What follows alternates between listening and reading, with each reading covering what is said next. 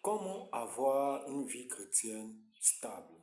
Aujourd'hui, nous sommes sur la partie 5 de cette question, comment avoir une vie chrétienne stable. Alors, dans la vidéo précédente, nous avons dit comme ça que pour avoir une vie chrétienne stable, il faudrait s'entourer des personnes qui peuvent nous aider à grandir spirituellement.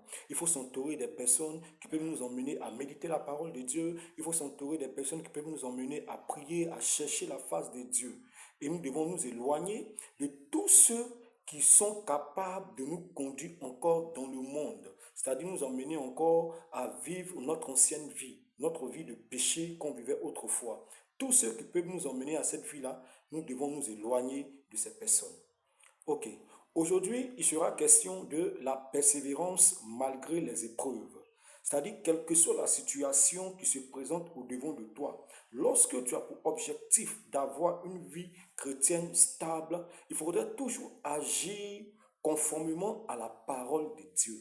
Parce que si tu n'agis pas conformément à la parole de Dieu, là encore tu vas vaciller. C'est la raison pour laquelle nous allons parler de persévérance malgré les épreuves.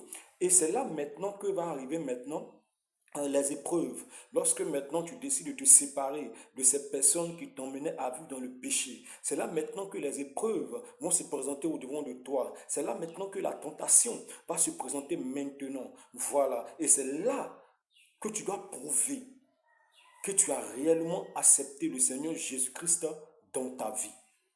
Sur ce, allons dans la parole de Dieu, dans le livre de Jacques, le chapitre 1, à partir du verset 2 au verset 4, que je lis.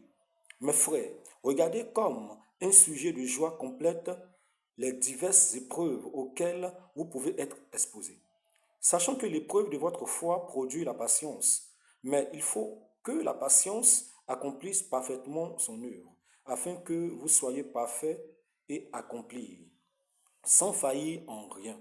Ok, donc pour avoir une vie chrétienne stable, il faut être sûr et certain que tu seras éprouvé. Mais dans les épreuves, tu dois persévérer parce que c'est en cela qu'on saura si tu as la foi ou pas. Tu dois être patient, patient, patient dans les épreuves, dans les difficultés. Même lorsque le diable va venir te présenter quelque chose que tu n'as pas. Non, tu dois être patient. Tu ne dois pas tout de suite succomber. Non, toujours chercher la volonté du Seigneur. Pour avoir une vie chrétienne stable, tu dois toujours chercher la volonté du Seigneur, même lorsque c'est difficile. Dans les épreuves les plus compliquées, tu dois toujours chercher la volonté du Seigneur. N'oublie jamais ça. Que le Seigneur te bénisse et que sa grâce se repose sur toi.